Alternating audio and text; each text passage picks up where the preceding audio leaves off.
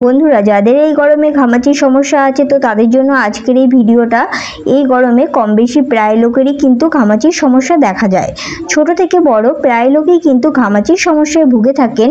অনেক সময় অনেক কিছু ব্যবহার করার পরও এই সমস্যা দূর হয় না, বরং আরও সমস্যা বেড়ে যায়। এর জন্য আজকের ভিডিওটা পুরো ফলো করতে হবে, তাহলে দেখবে দ্রুত ঘামাচির সমস্যা থেকে মুক্তি পাবে। আজকে আমি তোমাদের সাথে শেয়ার করব হাতের কাছে থাকা নিমপাতা দিয়ে ঘামাচি দূর করার 3টি সহজ উপায়। তাহলে চলো দেখে নেওয়া যাক উপায়গুলো কি কি। প্রথম উপায়, 1 মুঠো নিমপাতা ভালো করে পরিষ্কার করে জলে বেশ খানিকক্ষণ ফুটিয়ে নিতে হবে। সেই জল ঠান্ডা করে প্রতিদিন স্নান করলে ঘামাচির র্যাশ, চুলকানি, ব্রণ কোনো কিছুই থাকবে না। দ্বিতীয় উপায়, 2 টেবিল চামচ নিমপাতা পেস্টের সঙ্গে 1 টেবিল চামচ মুলতানি মাটি ভালো করে মিশিয়ে নিতে হবে। সেই মিশ্রণ ঘামাচির আক্রান্ত স্থানে লাগিয়ে 30 মিনিট অপেক্ষা করতে হবে।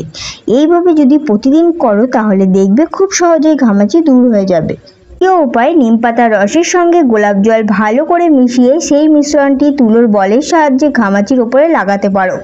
আবার সেই নিম পাতার মিশ্রণ দিয়ে নিমের আইস কিউব তৈরি করেও ঘামাচির ওপর ঘষতে পারো। দিনে 2 বার করে, এতে করে ঘামাচি খুব সহজেই দূর হবে এবং ত্বকের জ্বালাপোড়া কমবে। নিম পাতার এই 3টি উপায়ের মধ্যে যে কোনো একটি উপায়ে নিম পাতা ব্যবহার করতে পারো। এতে ঘামাচি, র্যাশ, চুলকানি, ত্বকের লালচে ভাব, ত্বকের জ্বালাপোড়া খুব সহজেই এই সব থেকে মুক্তি পাবে। আর ভিডিওটা ভালো লাগলে অবশ্যই একটা লাইক করে চ্যানেলটি সাবস্ক্রাইব করে নেবে।